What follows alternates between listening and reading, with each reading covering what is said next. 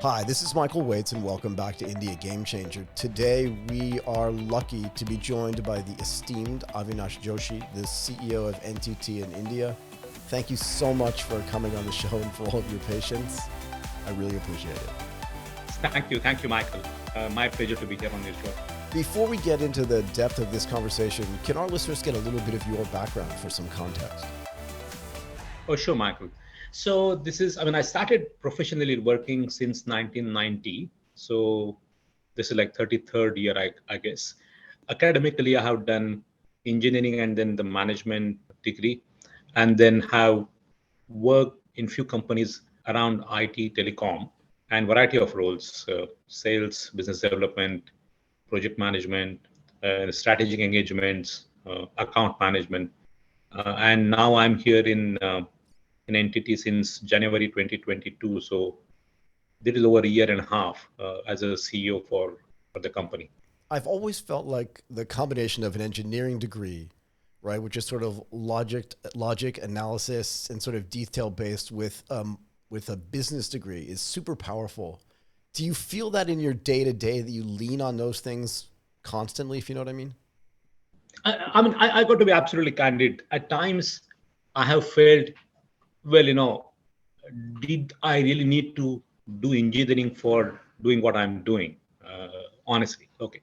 However, if I step back a bit, it does help. I think the engineering kind of helps you to develop different muscles, academically, and bit of an analytics, a bit of a logical thinking, bit of a problem solving approach.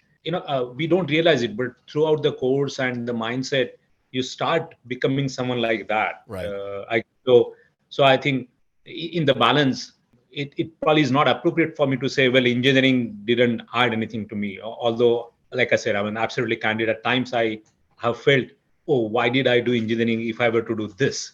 Something like that. I spent years sitting on a trading desk. And one of the things you had to do to be good at it was just like constantly analyze information in real time. And Correct. I think that it's added to my ability in my other life outside of the trading desk work to just be able to do that analysis in a really quick way, to Right. process a ton of information. And that's why I asked about it. Maybe you never sat Right. down and did engineering work, but you're right. It trains the brain to think in a certain way. Yeah. And you add the Yeah. business power on top of it. I've just always thought that that was super cool. Yeah. Yeah. That's true. That's true. That's true. Yeah. Yeah, I agree. Okay. Let's talk a little bit about NTT if you don't mind. When you look at NTT in the context of India, but also its global strategy, where do you think it fits in that global strategy? India is incredibly important to entity world as such, but I will come to that in a minute. Entity, there is a big entity holding, a Japanese giant, more than 100 years of business history. Some of the cool things, what you and I nowadays use emoji was invented by entity. It has become such a integral part of our daily life, Yes. but it actually was invented by entity. Entity continues to do a lot of research and development. More than $3.6 billion they invest, in that, and that kind of creates a foundation for a number of different things entity does as a group. Now we operate in, more than probably 100 countries. The revenue is more than $100 billion revenue, and that's the entire entity group, right? Now within that, what we do in India is the IT business solution services arm of entity, and globally now that business is roughly $30 billion. It's a big business. So that's a big business, 195,000 employees, and operations in more than 50 countries. Right now, from there, if I come to India, and why I said that India is incredibly important for entity, first and foremost is India is the largest employee base for entity outside of Japan. We have close to 40,000 employees. So just purely from an employee itself, it becomes a very integral part and important part of entity. The second reason why India is important is because it's 1.4 billion people in India, and an economy which is probably number fifth in the world, and growing at about 6-7%. Yeah. That kind of creates a tailwind for the IT services. So India market, domestic market as a consumption domestic consumption is large enough, growing at 10-11% per annum. So the whole growth story within NTT world, India is one of the important market for us to grow, right? So I think that's the reason why India is important. And I think the third reason why India is important is, I think, just the demography is playing into India's favor right now. I mean, the average age of 28 years, and the amount of talent and skills available, English speaking, Yeah. at minimum, especially when you look at the tech world, the skills and the talent will be so important for coming years. So India is, in more than one way, important in entity strategy, right? I mean, the employee base, the talent, skills availability, and the domestic market in itself. And that's why I think, I just feel that we are fortunate to be in India, where the economy is growing and entities committing more and more investments, in India, right? So Is there, what's the right way to say this? Is there like a cultural exchange? If 40,000 employees of the company are in India, and if it's the second largest base of employees outside of Japan, Japan's culture is very strong, but the Indian culture is also very strong as well. Is there some kind of cultural exchange in the middle that's taking place where there's not a merging of those cultures, but sort of like, you do these things really well, we do these things really well. How can we take advantage of both of those benefits type of conversation? true, absolutely true. And if I step back a little bit, right, I think there are two planes. I mean, one is, historically, Japan and India has been very friendly countries to each other. Yes. Because of a lot of mutual respect. I mean, Japanese culture, the quest for the quality, the whole Kaizen movement, that all is very well respected, in Indian psyche. So that kind of helps these 40,000 employees in India, right, to kind of proudly say that, okay, I work for NTT, which is a Japanese company. Right. That helps, right? I mean, that helps. And I think Japan has looked at India also as a land of Buddhism, from where it kind of generated. So there is a bit of a connect there, right? Just culturally, Right. I think the creativity, what typically Indian society offers, the innovation what Indian society offers, which is slightly different from being a super planner in everything. So I think it's a good combination of that you have a logical planning as one strong pillar. At the same time, you have this whole innovation and creativity, what in Indian language we call jugaad. That's another important pillar. And I think the balance of these two is really good for, I mean, both countries, cultures, companies, employees, and clients, and society at large. Right? I mean, I think that's the way I see it.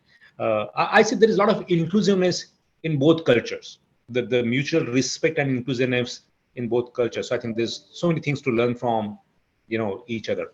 It's like a really great marriage. It really is. If one person's really good at one thing, another person's really good at the Yeah, other thing, less conflict and way more leverage in a way. Yes. that's correct. That's correct. Yeah, correct. So can we talk about India itself? How do you look at the digital transformation that's happening in India, and how do those trends influence what NTT's strategic direction is going to be in the country over the next 5 to 10 years?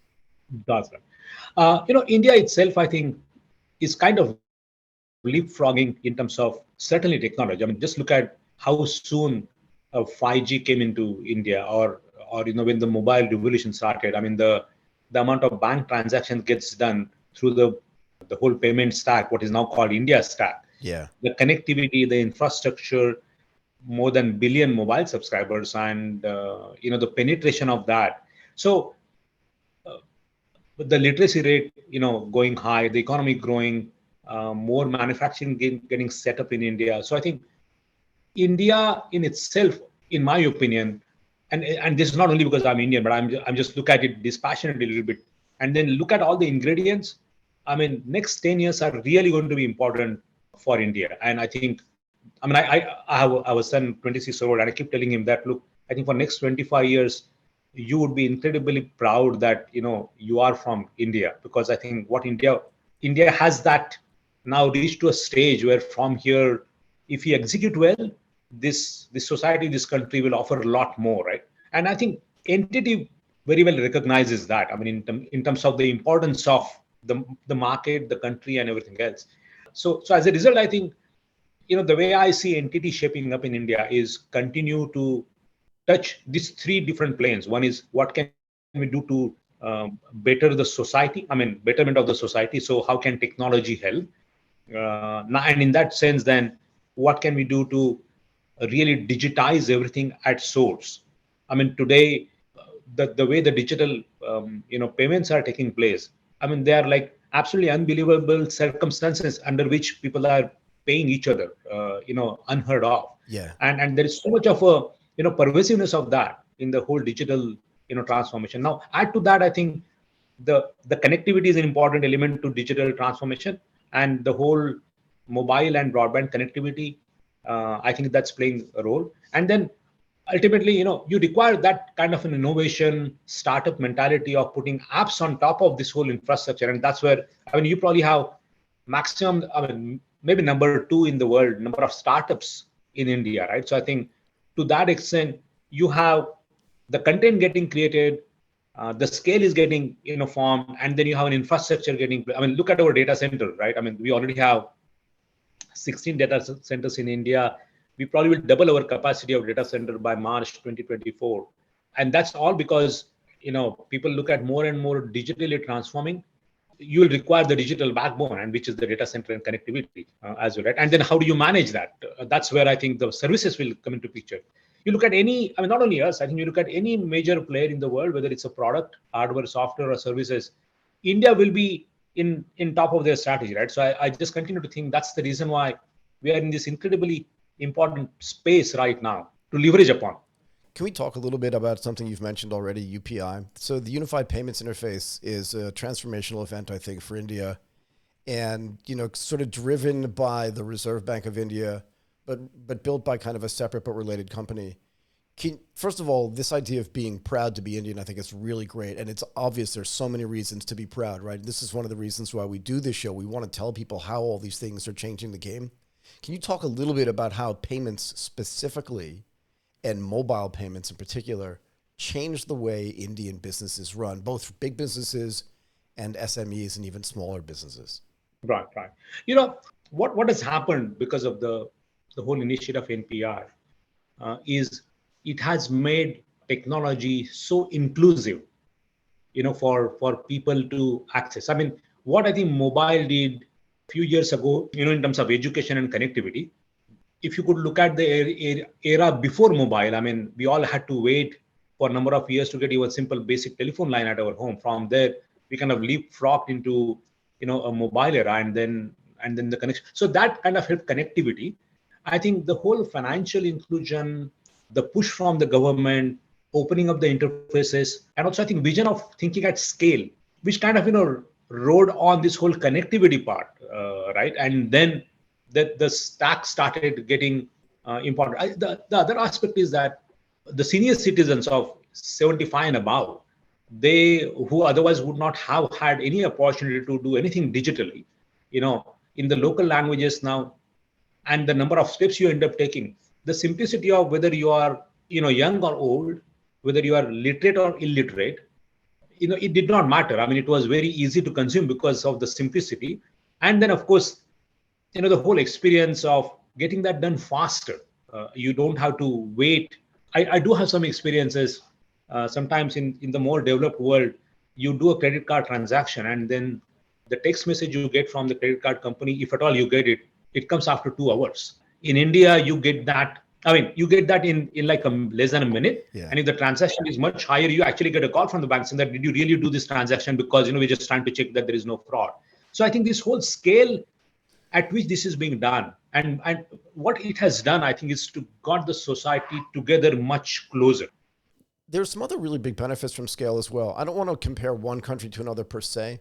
There's a lot of innovation taking place in Singapore, and one of the benefits of Singapore, pick a number, being 5.5 to 6 million people, is that it's really easy to manage, right? And it's also That's really right. easy to roll stuff out. But Right. one of the downsides is it's hard to get anything to scale because, again, there are only 5.5 to 6 million people there. Right. But in India, there's this massive dividend associated with not just being able to scale any individual company, but the Right. fact that between first tier, second tier, third tier, and then suburbs and exurbs, like you said, there are 1.4 billion people. So if Right. the idea works, getting it to scale really fast pays a gigantic dividend, no? That's right. Okay. Can we talk a little bit about the startup ecosystem? How important is the startup ecosystem to NTT in particular? And are there particular ways that you work with startups as well to try to encourage, help them, invest in them, stuff like that? Oh, yes, yes, yes. So I think, I mean, one is that the opportunity is such, and I mean, large and complex, that there's a big realization that we cannot do all of it ourselves, even though we are entity. And I think that's true for any large company, that it's not about having money or not. I think it's about just the sheer speed at which you got to do, right? Absolutely. So because we realize that we can't do everything on ourselves, there is an acknowledgement that you got to form partnerships, and then these partnerships you form with the best in class. So sometimes you go to a partner ecosystem to develop something for you on your behalf, and then make that as an ingredient to your offering. Sometimes you go to the ecosystem to take your offerings to the market, because they are a lot more innovative in terms of what they want, and they have these ideas, but what they require is really the infrastructure, right? So I think the ecosystem and the startup community is important for us on both sides. I mean, on the supply side, so that we can become faster and innovative because we collaborate with them, and also on the demand side, because if they are successful, more often than not, they are going to consume what entity creates, whether it's a cloud, whether it's a security. So it really works in that fashion, and for sure, I mean, we always look at it in that fashion, that so quote unquote a supplier of meat today, we really treat them with a lot of respect and inclusivity, because we know in our mind that tomorrow they are going to be our clients. You really kind of nourish them so that they get all the support. We always love if they're becoming our client, but even if they are not, they are still adding value, right? I mean, Right. NTT also has what we call new venture capital fund. So we actually have about $500 million fund available globally, and we use that very judiciously in terms of where do we invest. But obviously, I think, I mean, anything which is new, there are a couple of countries you can put your fingers on to say, look, I mean, more likely that fund is going to go in this. I mean, Israel could be one, US could be another, India could be another. But that's how important I think it is for us. We have developed something as an offering with us, and in the area of AI ops. And in that we actually have partnered with some of the Indian companies, so that we could get this out faster. Idea is not anybody's monopoly. Right. You really go and get ideas from where people are adding value, and then just leverage it to the best possible way. One of the things that I love about my job when I get to talk to startups is, first of all, I get to talk to them all over the region.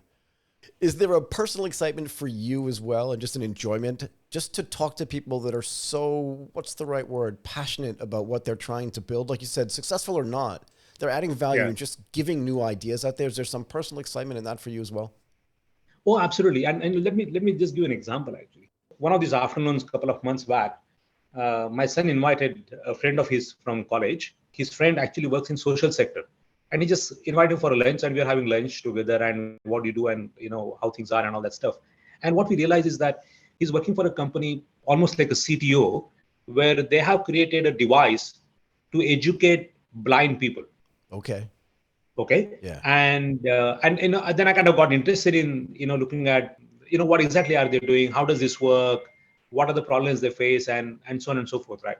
What I could see is two things. One is, of course, a lot of passion, but also almost idealistic view of we will change the world. Right.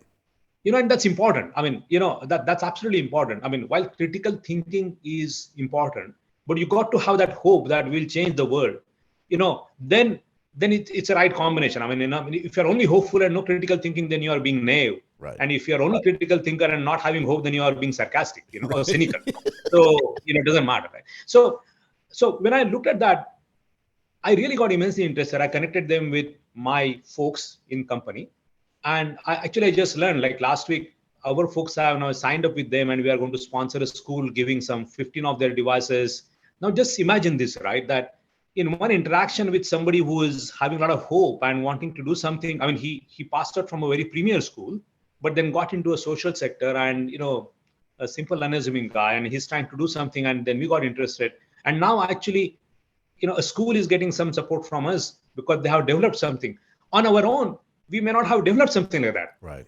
even though we had a lot of desire to do something like this, right? So I think, so I see a passion, I see a idealism, hope, but most important, I think, is, and I personally feel, with some of us who are now senior enough and have seen, quote unquote, enough world, we actually are in a position to channelize their energy in a rightful, meaningful way to make a difference to the society, right? I mean, I think that's the way I look at it. Again, I talk to startups all the time, every day, and one of their biggest problems is getting connected to the right people who can give them proper distribution for their ideas, right? And if you can work, if a company like NTT can work with a smaller, even individual that has a big Correct. vision but doesn't have a way to distribute it to the rest of the country or to the rest of the Correct. world, it's a big benefit for both. Can we dig a little Exactly. bit deeper into this as well? You Sure. mentioned this kind of at the beginning of the conversation a little bit, but how important is it for NTT as a company to contribute to this idea of literacy, inclusion, and education? And how do you go about doing that? Yeah, yeah. One of the important aspects which attracted me to NTT, we're socially very responsible company. I mean, at the end of the day, I think one of the strategies that we want is we want really do the tech for good for society, where it makes a difference in their day-to-day living. I mean, as a community, society, cities, whatever you call, right? Now, there are of course these various different commercial aspects of, you develop an offering and then do a business out of that, right? What I believe, and I think entity does something similar, is that we are just not happy by just writing a check for a social cause. Right. We actually get involved in the social cause, so it's not only about money but it's also time. I mean, for example, right, there is this huge focus on sustainability, and of course everybody's talking about sustainability. It is indeed is important, for our generation. But what entity does is it allows all its employees to take 3 days off in a year to just focus on any sustainability cause. So I get a 3 days paid leave if I want to work on a cause which is good for society. Now, I think that's like putting your money where your mouth is. So we are just not saying, oh, we want to do CSR or we want to do sustainability. We actually want to very actively encourage our employees to take that time out and then help them, do something. Right? I mean, that's one example. I mean, during pandemic, I mean, the whole world came together to help each other, right? I mean, and that's fabulous. But the number of different things we did. I mean, in terms of whether the COVID vaccination, building up a hospital, and like I said, right? I mean, it is not about just cutting a check. It's about, I think, getting involved in what could we do, to make a difference, right? I mean, Exactly. we sponsor a school here in India. In fact, I just came back from a small ceremony where for the 10th grade and 12th grade, we kind of felicitated 10 girl students who had done more than 70-80% of the grades in the, and so they passed, and it was really proud moment. Imagine that those are people coming from a family background of having an income of less than probably 10,000 maybe 20,000 rupees a month. Right. I mean, just imagine. So, so we remain involved in terms of whichever we could. So it's not only about money, but also I think it's the time what we want to give, and that really touches me, in terms of what we do. I mean, I think it resonates well also with, I should say, bit of my own mental makeup, in terms of how we should approach this, and that's really what entity is all about. I'm glad you talked about it. I was going to ask you about the sustainability aspect of this business, but just the fact that it came out of you without anybody asking about it means that it really means something to you. And it has to, right? Otherwise, you wouldn't do it. Absolutely, it does. I mean, public information. We already have committed that we will be net zero by 2040. We said that we would be net zero on our data center business, which consumes a lot of energy, by 2030. So there are already goals what we have taken as a company and published it, announcing it, right? I mean, all of us in entity do believe that this is something which we owe back to the next generation. I think it's about time. We all should have done that probably 50 years ago, but it's about time that we really should do that. So I think, I mean, not only because it makes business sense, it also, I think, makes sense to society. We will continue to focus on the sustainability. I mean, today entity research is looking at some of the marine algae, who actually traps more carbon dioxide for the given volume, and what can we do so that we grow that around the marine line, ocean shores, so that it starts helping the environment, right? So Yeah. so some of the research, the serious dollars are going into something like that. There may be business out of it, there may not be, but I think it will be still important for us. I agree. Look, I don't want to leave. I have a 20. She'll be 21 this year. I don't want to leave the world in a worse place than when she arrived. I don't want to be part of that generation that was responsible Yeah. for that and didn't do anything about it, but knew it was going to happen. Okay. Before I let you go, I cannot ask you about artificial intelligence. It's just been since December of 2022. Look, I mean, AI has been being developed since the 1950s. This is not a new thing, right? I don't like to talk about hype, but it's starting to get to a point now where compute is at the level and throughput is where it can handle the tasks of artificial intelligence. I'm curious what your perspective is on it and how it's going to get used inside of NTT's business, but also, is there enough cloud capacity to handle all of the data that's not just already generated, but that's going to get generated from it? And does that mean you're going to have 1,600 data centers in India in 10 years as opposed to 50? I mean, first of all, I think like any technological advancement, I mean, we all should really embrace it. We should not really, now, of course, we should be very cautious about the usage of that, right? I mean, sometimes it can be a two-edged sword. So we all, I think it's incumbent upon all of us that we judiciously use it for the right purpose and not let that, kind of, drift us into a wrong lane, right? I mean, that's first of all that. But now the amount of data getting generated, the way the life is getting, interconnected with everything else, machines and human, there will be use cases of AI which will start helping us to become better. Okay, some of that at a very base level, and like you said, I mean, it has been since 1950. So automation is like one level of AI which started happening, right? And then Right. now you have the next level, and then the next level.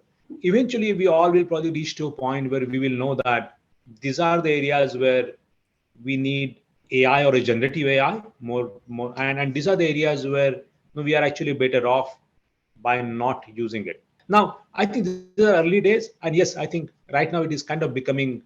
You really can't, like you said, you really can't have a conversation over unless and until you touch upon this topic, which is fair. We also will have to see what does that put as an additional pressure on environment, like 600 data centers, and the energy is going to consume, and then I think we'll have to look at what is the trade-off, what is the total cost of ownership, put all things together, Right. vis-a-vis what benefits are we getting for what purpose, right? I think that's where the trade-off will happen. Right now, what we see is probably a little bit of a, what should I say? We are just playing with a toy about something about poem. Well, I asked Chat GPT, and then it kind of tells me, and I mean but those are not really the use cases. And you notice I didn't say ChatGPT, right? Because, Yeah, yeah, for a specific reason, because I do think it's kind of toyish. I will say this, though. If you look behind me, this is yeah, generative AI, right? yeah. And in a way, it's kind of useful, but a little like a toy, right? Because I do it for Yeah. fun in a certain way. But there are That's going to right. be uses for artificial intelligence, particularly in the IoT space, where interconnected devices using bandwidth and compute to communicate with each other, making That's decisions on their own at high speed. that's it. Yeah. And this could be true in the medical field. And all of this data, to put a fine point on it, is going to go over phone lines. And this is where, Oh, that's true. That's true. And quite honestly, the amount of data is getting generated, you would require something as an AI to process it. I mean, absolutely, human brain won't be able to process in the given amount of time, and you'll require something, right? So very clearly, I think you require that, and that's a goodness of the technology, which we absolutely need to focus on. absolutely. It's just that I think in some time, two things will happen eventually. One is that what are the use cases where it is most effective? And second is what is the business sense out of it? Right. I mean, what is the business model? I mean, because ultimately, for anything to be sustainable, there has to be a commercial viability angle to this, to both parties, I mean, the creator and the consumer. Yeah. Yeah. So I think that's probably where it will go. I mean, as an entity, I mean, I think a lot more discussions, and we are trying to just take into consideration every possible angle. Somewhere we are, the consumer of, we are going to be the consumer of that AI, generative AI, and somewhere I think we probably could be contributing to that, right? So Absolutely. the core group will think about, the do's and don'ts, and maybe is there an enterprise version of that AI, which is then a little bit of island on its own. How does that work? I would say early days. It's good that it is generating a lot of interest, but it will boil down ultimately. But it will boil down to two things: what use cases are most relevant, and what's the commercial model of that. Avinash Joshi, the CEO of NTT in India. we've got to have you back on the show. There's so much more to talk about, and there's so much more to learn from you. I really appreciate your time today. Thank you so much for doing this. Thank you so much, Michael, and I immensely enjoyed the conversation. Thank you for having me over here.